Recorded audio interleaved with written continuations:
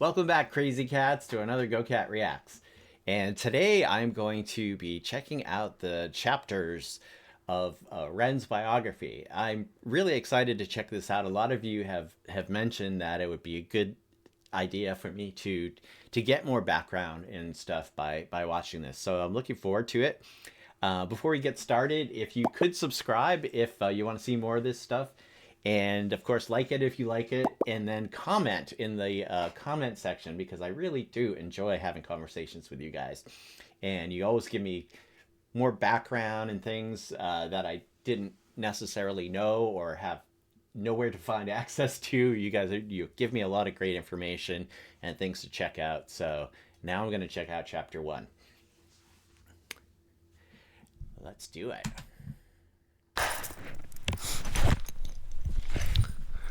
Hello everyone, this is the first time I've done something like this before. I wanted to write it down because there's a lot and I didn't want to miss anything. And some parts of this might be a little bit uncomfortable to listen to, but I wanted to stay as true as possible to the story, not miss anything, for the sake of people who might be going through something similar, or for the sake of people who don't, but want to help understand a little bit more. Yeah. I promise that everything in this story is 100% true. Nothing is exaggerated for dramatic effect. Some names I don't mention and some details I don't go too far into or downplay them for the sake of the people around me. Timelines might occasionally be a little bit off, but that's just because I've had to write everything from memory from a time that was quite hazy. I asked before embarking on this journey with me that you all respect the privacy of myself and the people around me. You might be compelled to reach out to some of the people that I mention, cast judgment, praise them, criticize them, and I ask you kindly not to. It's my choice to be in the public eye, and it's mine alone. This is the first time my story is on the public record in a concise way. Being in the public eye is strange. The more that I give to you, the less that I get to keep for myself. I don't find the experience of sharing particularly enjoyable. I don't so much like the questions that follow. And I'm not a medical expert, so I don't like to be seen as somebody with all the answers, because I don't have them. And because of the empathy that I feel, I'm compelled to try and help as many people as possible. But the last time I opened myself up to this on a one-on-one basis, I was surrounded by a lot of death. And there simply weren't enough hours in the day. So I ask you, if you need support, please reach out to a professional or use my music as your companion. I share my story in hopes that somebody who needs it finds it, that it provides hope, that it might ease the suffering for the people like me. I like my solitude, so I ask that anyone who respects the work I make and respects my contribution to the world to respect my solitude. A lot happened in my teenage years, and I didn't live the most normal of lives, but I'll save that story for another time. The important thing to contextualize this story is that I was full of life. I was full of a burning desire to change the world. The flaws in how we interact seemed obvious to me. I believed in people's power to change the unnecessary suffering we inflict upon ourselves. I was also enamored with music. Music is the closest thing to God that I have. It's a gateway to the unexplainable, and it's a way of communicating the inexpressible. There's just one moment I want to share with you from the years before I got sick. I was 17, and I felt indestructible. I'm not sure why, but my whole life I had this feeling inside myself that I was meant to do something important, not for myself, not for praise, not for personal gain, but something that would change the world for the better. It's hard to describe it without coming across like an egomaniac or having some sort of God complex, but I felt like I had some sort of divine purpose. And I remember feeling this so strongly that one afternoon after school, I stood in the center of my bedroom and I spoke loud into an empty void. I said that I would single-handedly take on and defeat the forces of evil, and I welcomed them to try their best. Throughout the years, that memory stuck with me, taunting me sometimes. Flash forward to 2019. I remember the first day I knew something was wrong very well. I woke up in an unfamiliar room in Cardiff, feeling like a raven had perched itself upon my heart. Every time my heart beat, it's like some part of me was aware of the foreboding death sentence that was to come. Some sort of primal instinctive dread. Everything felt wrong, and I felt prosthetic, like I could tear my own skin off and observe, though I was watching passively from another room. The night before, I'd been in Cardiff visiting friends in university. It was the end of summer, we'd gone out to a few bars. I wasn't really enjoying myself. That year I'd been struggling with social anxiety, perhaps from years of abusing my brain with a whole pick and mix and selection of party drugs. Engaging with society felt like stepping into the ring with a heavyweight champion. Every single fucking question felt like an oncoming haymaker I had to socially navigate because of my very limited toolkit of charisma at the time. I don't know why I cared about being liked so much, but the more I cared, the less equipped I became to have a simple human conversation. I used to deal with this by getting fucking hammered.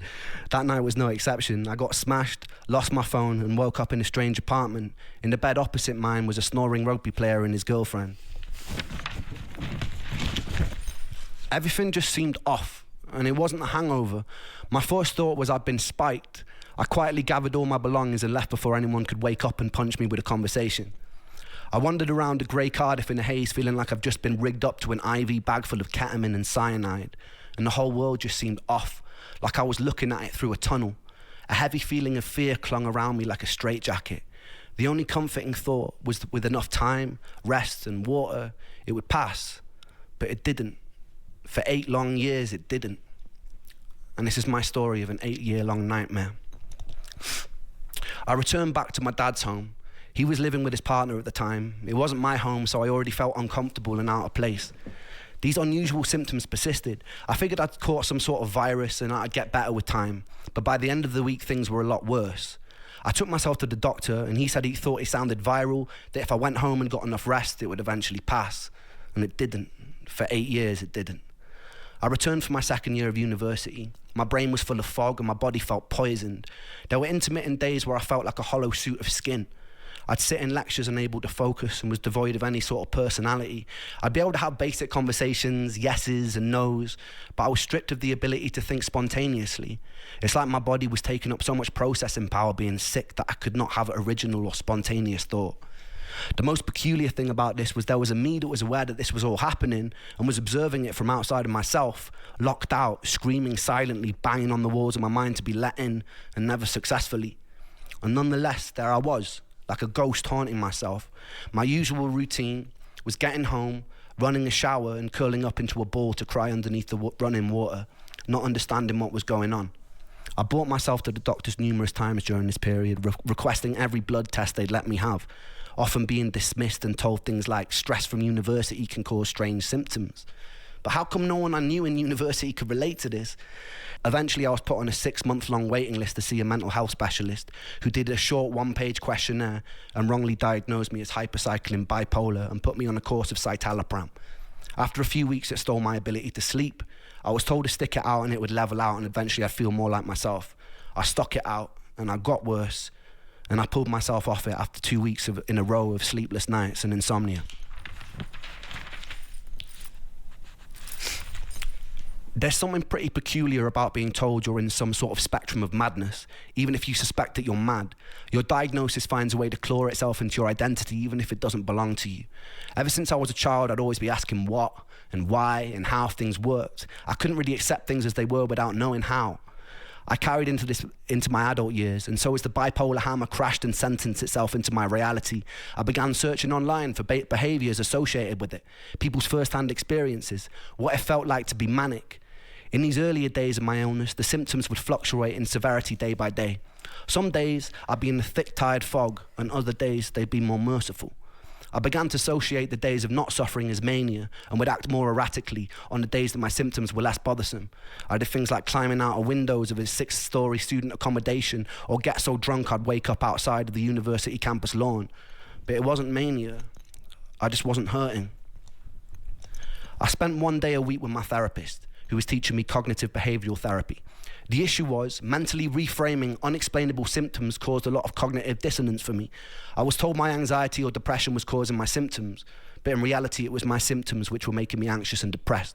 So I was in some sort of inescapable bind.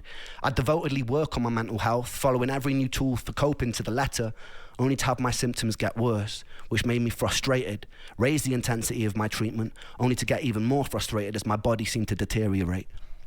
After 6 months, I told my mum I'd happily saw off my own leg with a blunt knife if it meant my symptoms would vanish, and I meant it. I told her if I had to live with this strange feeling for 1 more year, I'd kill myself, and I meant that too. But something happened that winter which showed me firsthand the horrors and the fallout from suicide. I met Joe when I was 9 years old. I remember the first time clearly. I was standing in his living room when he turned to me and he was like, "Watch this." Then he proceeded to climb on top of his sofa and did a front flip onto a stone living room floor. He landed on his back and lay motionless for a few seconds before grinning, getting up, and then doing it all over again. We grew up terrorising the streets of the small village we grew up in, playing knock door run or breaking into people's gardens to play on their trampolines. We stayed friends throughout high school, going through various phases together. Joe was comedian of the group. I remember countless mornings after messy all-nighters, Joe would be cracking endless jokes like a professional stand-up routine, and we'd all be in tears laughing. When I started writing my first songs, Joe and Sega were the first people who always knew every word, and they would sing along at the top of their lungs. They gave me a lot of self-belief, and they helped me build the foundation of what I do today, and I owe them a lot for that. That Christmas, I came back home to Wales from university. On Christmas Eve, me and Joe were sat in a pub, and he turned to me, and he told me that he'd fantasized about walking into the sea until he was totally submerged. He had a pretty morbid sense of humor, so I didn't really take him as seriously as I should have. 2 days later, it's 3 a.m, and I get a phone call. It's my friend Ella. She tells me that Joe is on the bridge by my house.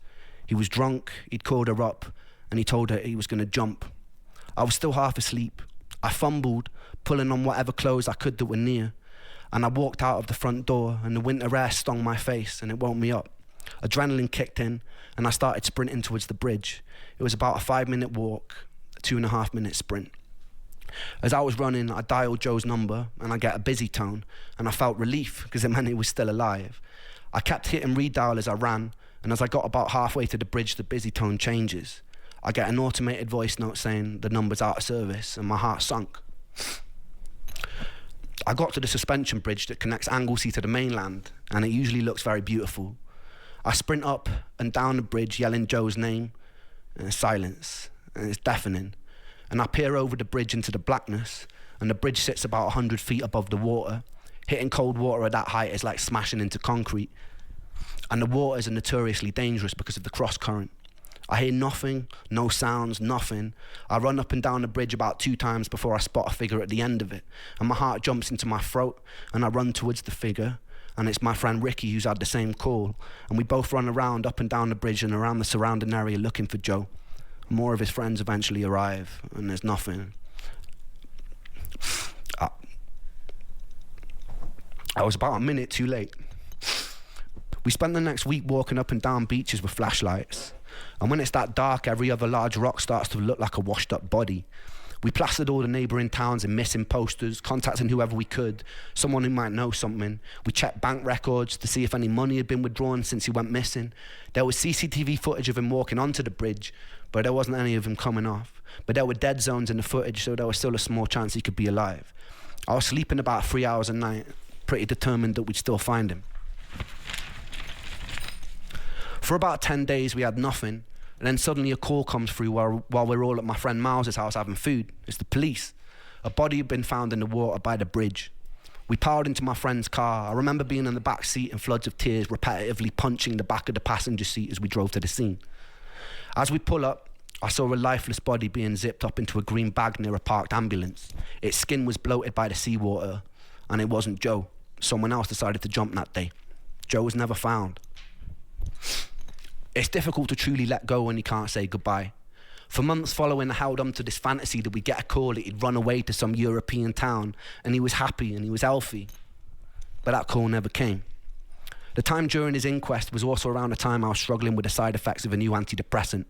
I remember sitting in the courtroom feeling like I was listening to the whole thing deep underwater. The judge felt the circumstances surrounding Joe's death didn't mean The judge felt that the circumstances surrounding Joe's death meant that the verdict was left open. It kind of stung even more to not have an official ruling of suicide. I remember going to visit his mum not long after and witnessing the aftermath of a mother grieving for her baby boy. The silence of his father, the tears of his mother. I decided that day that I'd have to wait until my illness killed me because I couldn't do it by choice. I couldn't put my family through that. Over the next 10 years, I returned to my hometown, only a handful of times following Joe's death. My last visit was in the summer of last year. I reconnected with Joe's parents and showed them a song that I'd written, simply entitled For Joe. We cried together, reminisced together, joked, and I'm proud to say that I gave Joe's mum enough money to afford a caravan she told me she'd been saving up for. That felt pretty good. We'd also do a fundraiser for the Royal National Lifeboat Institution, who were integral for searching for Joe during that time, and we raised a pretty good amount of money too. Being able to give back in whatever small way I could felt good, and it felt right for all the years Joe had made us all laugh till it hurt. He was a solid person, just a little lost, as we all are sometimes. And I miss him. Life was about to take an even more unusual turn, and I was about to meet the first angel of this story. So stay tuned for that.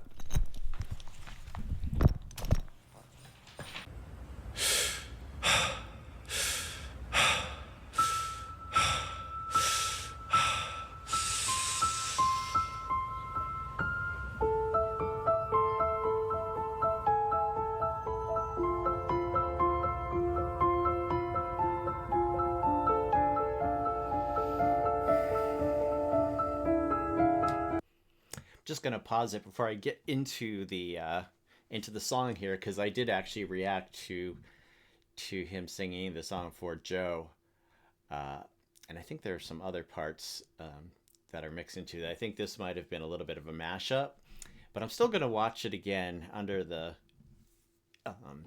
basically as part of this video in that context, and so I will watch it. I guess there definitely got more details about what happened with Joe. I knew that he had jumped off a bridge, and I knew I had heard Ren say something about not getting there in time. I thought it was more like in general, like he wasn't able to get to his friend to help him before he decided to do something like this, but not like as literal as he gets a call, the bridge is near his house, and he goes running to try and rescue or stop Joe from jumping, and it was literally a matter of running there, and then it was apparently too late, because he couldn't find him, nobody could find him, all of that, and then apparently he was never found, that I know of, which made it really hard for closure for Ren and for his family and friends, and so yeah, I feel like I understand that better. So yeah, let's listen to the song.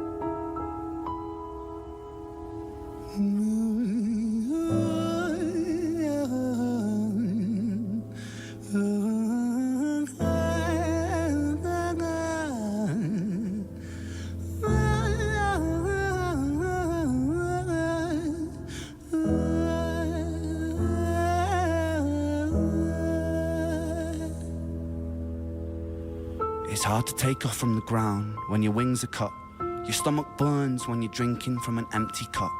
You know the entire ocean came from my tear ducts. I see the world through Fibonacci sequences and double Dutch.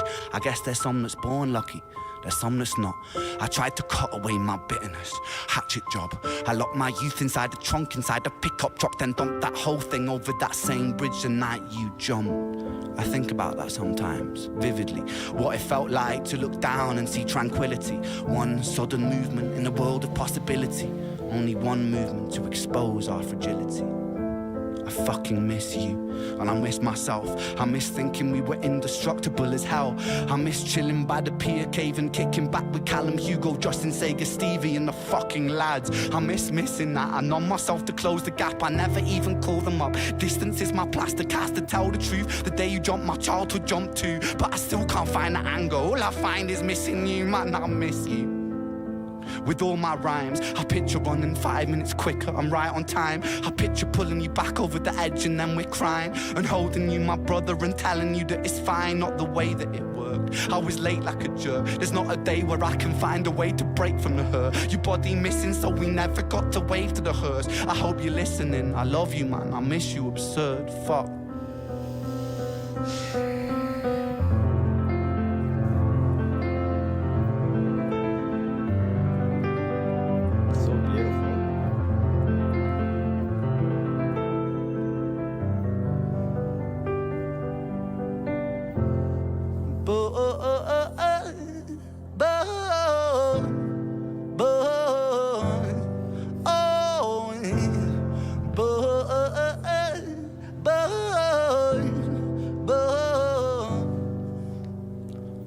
another domino it falls. Across the way another's born. How you're supposed to raise a child and give it courage from a storm. In a world that is confusing, contradictions pave our flaws. Some will say we're only human, others judge us for our flaws. Some get born in sheets of satin, some get by in tattered clothes. Some will die before they live, that's just how the story goes. But for those of us still with us, who reside inside our hearts, tell them proudly how you feel.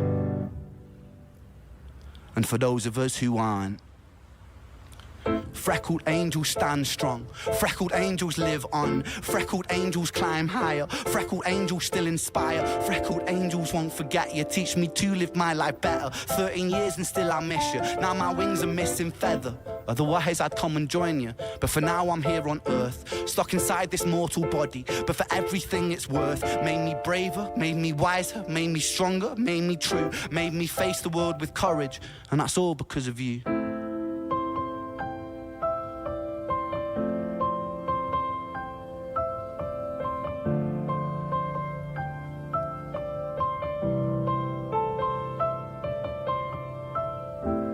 Freckled angels laugh the hardest, and their hearts, they are the largest. With their wings, they fly the farthest. So I know you're gonna be okay. Freckled angels live the longest, and their minds, they are the strongest.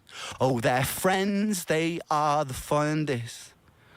So I know you're gonna be okay.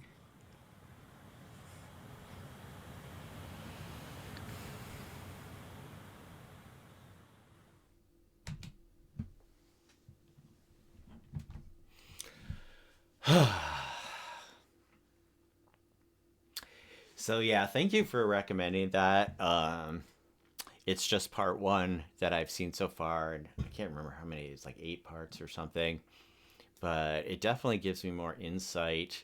And like in the Freckled Angels, when he was talking about like laughing the hardest, and stuff, and then from the story, you're hearing him talk about how much of a joker he was, like a stand-up comedian, just throwing out one joke after another, and a funny guy. Um, but I feel like I have a clearer, more visceral understanding of what happened that night, and yeah, and what he went through that night, trying to rescue his friend, believing that it's possible he possibly could, and then eventually realizing that no. So that's part one, and I'm going to listen to part two soon. But in the meantime, you guys take it easy, and we can always chat more in the comments. I really enjoy that. So hopefully I'll see you there, and take care. We'll see you next time.